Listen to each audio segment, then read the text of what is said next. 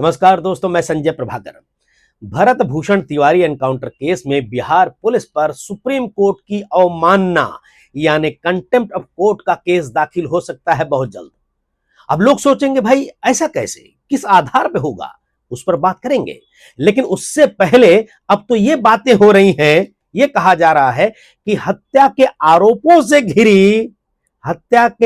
से बिहार पुलिस घिरी है और हत्या के आरोपों से घिरे बिहार पुलिस के दोषी पुलिस वालों को फांसी की सजा जरूर होगी।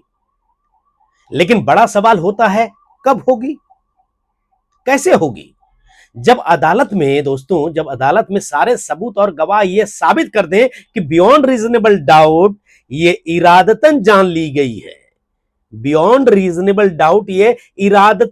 गई है। यानी कि पूरी प्लानिंग के साथ भरत तिवारी को मारा गया है, ये जब साबित हो जाए।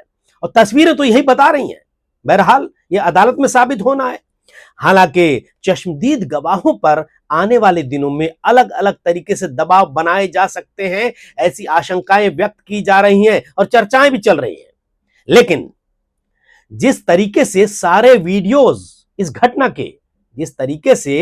वीडियो एविडेंसेस न्यूज प्लेटफॉर्म्स और सोशल मीडिया में आ रहे हैं, लोग कैमरे पर इस घटना की गवाही दे रहे हैं, चश्मदीद गवाह भी आ रहे हैं, वो सभी अदालत में पहुंच गए और गवाह नहीं मुकरे तो इससे इनकार नहीं किया जा सकता दोस्तों कि भरत तिवारी को मारने वाले पुलिस वालों, जिसमें गोली चलाने वाले से लेकर इस कांड की साजिश और प्लानिंग में शामिल व्यक्ति तक को उम्र कैद से लेकर फांसी की सजा हो सकती है। क्योंकि एनकाउंटर डेथ्स के मामले में सुप्रीम कोर्ट ने गाइडलाइंस क्रिस्टल क्लियर तौर पर बताया हुआ है, सुप्रीम कोर्ट ने कई साल पहले। और देश के कानून के रखवालों से ऐसे में एक सीधा सवाल है, आपके भी जहन में उठ रहे होंगे सवाल, कई सवाल। एक सवाल सीधा सीधा है, अगर किसी भी आम आदमी पर हत्या का आरोप लगता है, मर्डर का आरोप लगता है, तो सबसे पहले क्या होता है? एफआईआर दर्ज होती है ना भाई। और अगर किसी नेता या फिर व्यापारी पर आरोप लगे तब भी एफआईआर दर्ज होती है। लेकिन अगर आरोप पुलिस पर लगे, अगर आरोप एनकाउंटर में हत्या का लगे आरोप, तो क्या कानून की किताब बदल जाती है?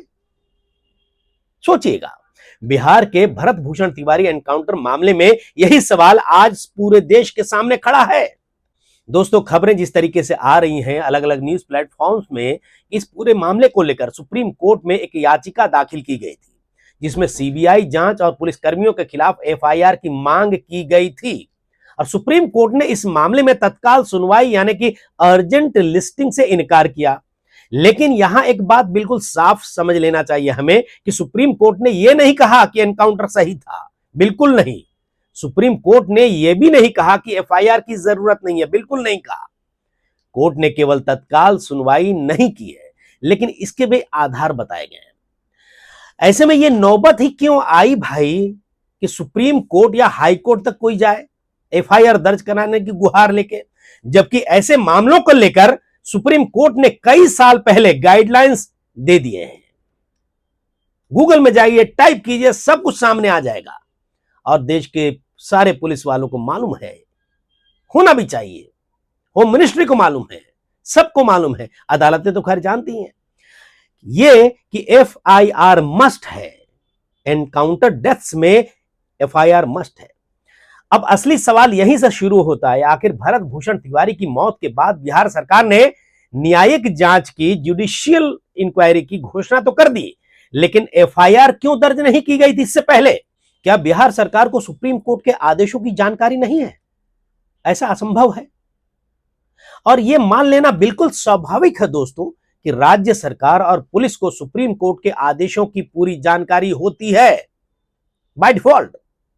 फिर आखिर एफआईआर से परहेज क्यों किया गया?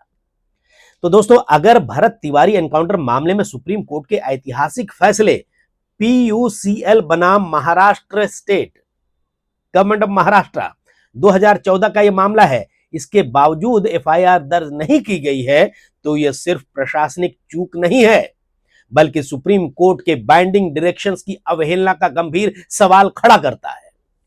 क्योंकि सुप्रीम कोर्ट ने साफ कहा है कि एनकाउंटर डेथ्स में, यानी कि एनकाउंटर में मौत होने पर सबसे पहला कदम एफआईआर है, उसके बाद स्वतंत्र जांच है, मजिस्ट्रियल जांच भी है बाद में एफआईआर के बाद में पोस्टमार्टम की वीडियोग्राफी और एनएचआरसी यानी कि ह्यूमन राइट्स कमीशन को इसकी सूचना देना होगा।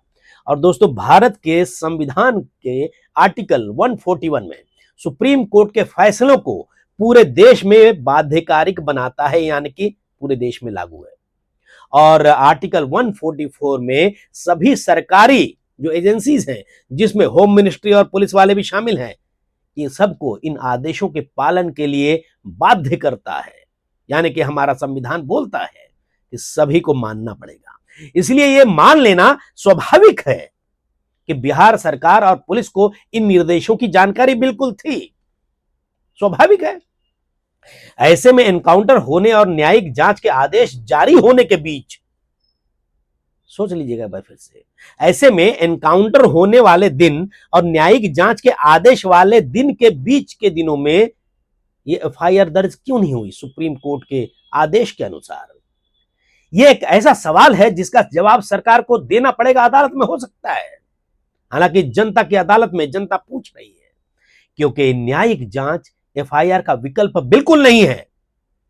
जुडिशियल इंक्वायरी जो है एफआईआर की जगह बिल्कुल नहीं ले सकता, ऑप्शन नहीं है, बल्कि दोनों अलग अलग कानूनी प्रक्रियाएं हैं दोस्तों।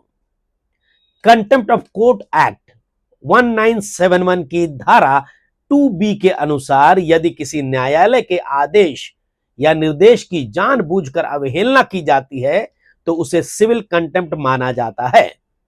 और यदि यह साबित हो जाए कि पुलिस या गृह विभाग ने, होम मिनिस्ट्री ने जानबूझकर सुप्रीम कोर्ट के निर्देशों का पालन नहीं किया है तो उसके खिलाफ अवमानना की कार्यवाही बिल्कुल संभव है।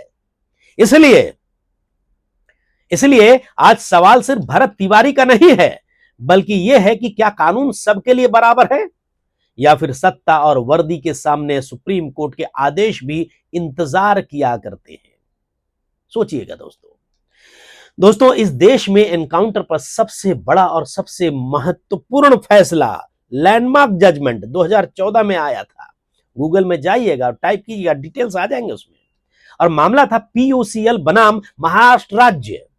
जस्टिस बीएस चौहान और जस्टिस एसए बोबडे की बेंच ने, 2 जजों की बेंच थी, उन्होंने अपने ऐतिहासिक फैसले में कहा था कि पुलिस को कानून अपने हाथ में लेने की अनुमति नहीं दी जा सकती। सुप्रीम कोर्ट ने कहा था, अदालत ने साफ साफ कहा था कि जब भी पुलिस एनकाउंटर में किसी व्यक्ति की डेथ हो, सबसे पहले एफआईआर दर्ज की जाएगी। यह सुप्रीम कोर्ट का निर्देश था। एफआईआर के बाद स्वतंत्र जांच एजेंसी या दूसरे पुलिस स्टेशन से जांच कराई जाएगी, यह भी निर्देश था। मजिस्ट्रियल जांच अनिवार्य होगी, लेकिन यह बाद में पोस्टमार्टम वीडियोग्राफी के साथ होना चाहिए, और जिसकी डेथ हुई है, मृतक के परिवार को जानकारी दी जाएगी पूरी, और पूरी report NHRC human rights commission को भेजी जानी चाहिए। यह सुप्रीम कोर्ट का निर्देश था और निर्देश है बरकरार। अगर जांच में पुलिसकर्मी जो है दोषी पाए जाते हैं तो उनके खिलाफ आपराधिक मुकदमा चलाया जाएगा, सुप्रीम कोर्ट ने कहा। सुप्रीम कोर्ट ने इन दिशा निर्देशों को, गाइडलाइंस को केवल सलाह नहीं कहा था, सलाह नहीं, एडवाइस नहीं, बल्कि इन्हें बाइंडिंग गाइडलाइंस माना था। बाइंडिंग गाइडलाइंस यानी इसका पालन करना राज्यों के लिए अनिवार्य है। ऐसे में सवाल है कि जब सुप्रीम कोर्ट ने सबसे पहला कदम ही एफआईआर बताया है, तब बिहार में एफआईआर के बिना न्यायिक जांच कैसे शुरू हो गई दोस्तों? यह चर्चा हो रही है, कई लोग बात कर रहे हैं। क्या जुडिशियल इंक्वायरी या न्यायिक जांच एफआईआर का विकल्प है? यह कानून के जानकार साफ बात कर सकते हैं, बहस हो सकती है आने वाले दिनों में। कानून कहता नहीं है, कानून क्या कहता है? ऑप्शन तो बिल्कुल नहीं है। एफआईआर का विकल्प नहीं है जुडिशियल इंक्वायरी। न्यायिक जांच और एफआईआर दोनों अलग अलग प्रक्रियाएं हैं दोस्तों। एफआईआर एक आपराधिक प्रक्रिया की शुरुआत है, जबकि न्यायिक जांच तथ्यों की पड़ताल है, फैक्ट्स की जांच है, और दोनों के साथ साथ चल सकते हैं, दोनों साथ साथ चल सकते हैं दोनों, लेकिन एफआईआर की जगह न्यायिक जांच बिल्कुल नहीं ले सकती। और यही वजह है कि कानून के जानकार हो सकते हैं आने वाले दिनों में वो पूछें अदालतों में, आखिर बिहार सरकार ने किस कानूनी प्रावधान के तहत एफआईआर को टाल दिया, यानी कि हत्या के मामले को लेकर एफआईआर को क्यों टाला, हत्या के आरोप के मामलों को लेकर एफआईआर क्यों दर्ज नहीं किया, जबकि सुप्रीम कोर्ट का गाइडलाइंस है सीधे सीधे, और यह बाध्यकारी है, मानना ही पड़ेगा, अनिवार्य है, सुप्रीम कोर्ट का निर्देश है। तो दोस्तों, सुप्रीम कोर्ट का एक और ऐतिहासिक फैसले की बात करते हैं। 2011 की बात है, करीब करीब 16 साल पहले का। प्रकाश कदम बनाम राम प्रसाद विश्वनाथ गुप्ता, यह मुंबई के चर्चित लखन भैया फर्जी एनकाउंटर का मामला था। जस्टिस मार्कंडे काटजू और जस्टिस ज्ञान सुधा मिश्रा की बेंच ने बेहद सख्त टिप्पणी करते हुए कहा था, fake encounters are nothing but cold blooded brutal murders by persons who are supposed to uphold the law. यानी फर्जी एनकाउंटर वास्तव में उन लोगों द्वारा की गई निर्मम हत्याएं हैं जिन्हें कानून की रक्षा करनी चाहिए। इतना ही नहीं, अदालत ने यह भी कहा था कि अगर कोई पुलिस अधिकारी, पुलिस ऑफिसर या पुलिस कर्मी फर्जी एनकाउंटर में दोषी पाया जाता है अगर, तो रेयरेस्ट ऑफ रेयर मामलों में उसे मृत्यु दंड तक दिया जा सकता है, सुप्रीम कोर्ट ने कहा था। अब सवाल उठता है कि जब सुप्रीम कोर्ट ने इतने स्पष्ट आदेश दिए हुए हैं, क्रिस्टल क्लियर, तब बिहार सरकार ने एफआईआर दर्ज नहीं करके क्या सुप्रीम कोर्ट के आदेशों की अवहेलना ही नहीं की है? सवाल खड़े हो रहे हैं ना, सोचिएगा। हालांकि सरकार के पास, बिहार सरकार के पास, बिहार पुलिस के पास इसका जवाब कुछ ना कुछ होगा, अदालत में देना पड़ सकता है। यह भी सवाल उठता है, क्या यह कंटेम्प्ट ऑफ कोर्ट एक बार फिर से, यानी अदालत की अवमानना का गंभीर सवाल पैदा नहीं करता? देखिए, कानून की भाषा में अवमानना साबित करने के लिए यह दिखाना पड़ता है कि अदालत का आदेश क्लियर था, एकदम क्रिस्टल क्लियर, और सब तो क्रिस्टल क्लियर है, सभी जानते हैं, और संबंधित पक्ष को, जो रिलेटेड पार्टी है, उसको उसकी जानकारी थी और उसने जानबूझकर यानी विलफुल डिसओबीडियंस के तहत उसका उल्लंघन किया। ऐसे में दोस्तों, यहां पर सवाल यह उठता है कि क्या बिहार सरकार यह कह सकती है अदालत में कि उसे इसकी जानकारी नहीं थी? यह भी कह सकती है क्या कि वो पीयूसीएल फैसले को नहीं जानते हैं? बिल्कुल नहीं कह सकते, बिल्कुल नहीं। क्या बिहार पुलिस यह कह सकती है कि उसे सुप्रीम कोर्ट के निर्देश मालूम नहीं थे? बिल्कुल नहीं कह पाएगी, क्योंकि यह देश के सबसे महत्वपूर्ण फैसलों में से एक है, और यह मानना स्वाभाविक है, बाय डिफॉल्ट है, कि शासन को सुप्रीम कोर्ट के ऐसे आदेशों की जानकारी होती है, बाय डिफॉल्ट। तो फिर एफआईआर दर्ज क्यों नहीं की गई हत्या के आरोप को लेकर?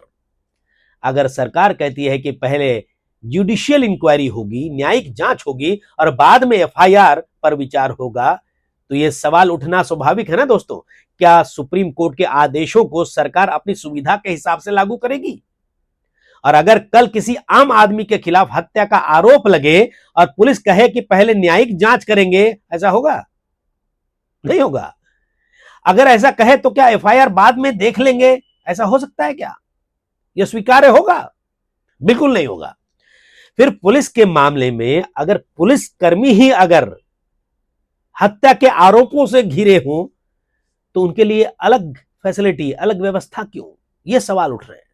तो दोस्तों, यहां मैं कोई ये फैसला नहीं सुना रहा हूं, मैं सवाल उठा रहा हूं, आपके जहन में भी सवाल उठ रहे होंगे। ये अदालत का काम है फैसला सुनाना, और अदालत में ये बातें उठेंगी जरूर, लेकिन सवाल पूछना तो भाई पत्रकार का काम है, पत्रकार ही नहीं, आम आदमी, हर इंसान का काम है। और मैं भी ये जानना चाहता हूं आपके लोगों की तरह कि अगर पीयूसीएल का फैसला बाइंडिंग है, बाध्यकारी है, अगर सुप्रीम कोर्ट ने एफआईआर को पहली शर्त बनाया है ऐसे मामलों में, एनकाउंटर डेथ के मामले में, अगर बिहार सरकार को इन आदेशों की जानकारी है, तो फिर एफआईआर क्यों नहीं हुई? एनकाउंटर किए जाने और न्यायिक जांच के आदेश जारी होने के बीच के दिनों में, बीच के समय में एफआईआर क्यों दर्ज नहीं हुई? फिर से सवाल गूंजेंगे।